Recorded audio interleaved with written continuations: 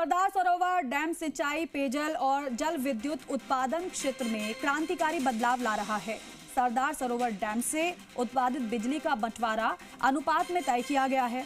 इससे मध्य प्रदेश को 57%, महाराष्ट्र को 27% और गुजरात को 16% विद्युत आपूर्ति दी जाती है।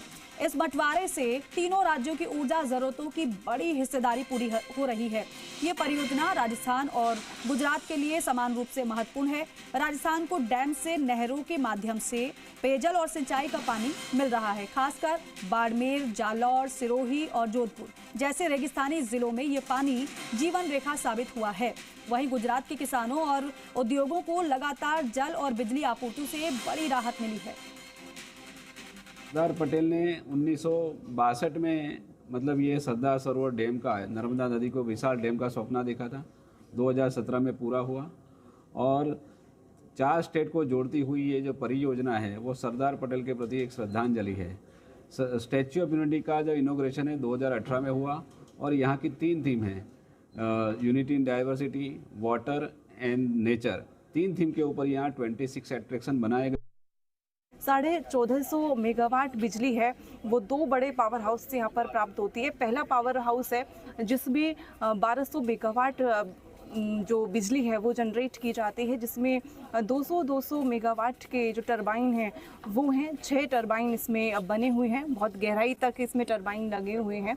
जो 6 टरबाइन यहाँ पर लगे हुए हैं और उन 6 टरबाइन से 1200 मेगावाट बिजली है वो एक जो पावर हाउस है रिवर बेड पावर हाउस से, और जो दूसरा पावर हाउस है कनाल हेड पावर हाउस जिसमें 250 मेगावाट बिजली है वो जनरेट की जाती है, जिसमें 50 मेगावाट के 5 टरबाइन हैं वो दूसरे पावर हाउस में, यानी कि 2 पावर हाउस है इस सरदार सागर परियोजना में बनाए गए हैं और 1450 मेगावाट बिजली है वो यहाँ पे जनरेट की जाती है। यानी कि कह सकते हैं कि सरदार सागर बांध है वो एक पावर हाउस भी है और 3 राज्यों को यहाँ से बिजली प्राप्त हो रही है और राजस्थान को यहाँ से पानी है वो प्राप्त हो रहा है। और सरदार सागर बांध से न केवल बिजली बल्कि पेयजल के लिए और सिंचाई के लिए जल भी यहाँ से प्राप्त होता है।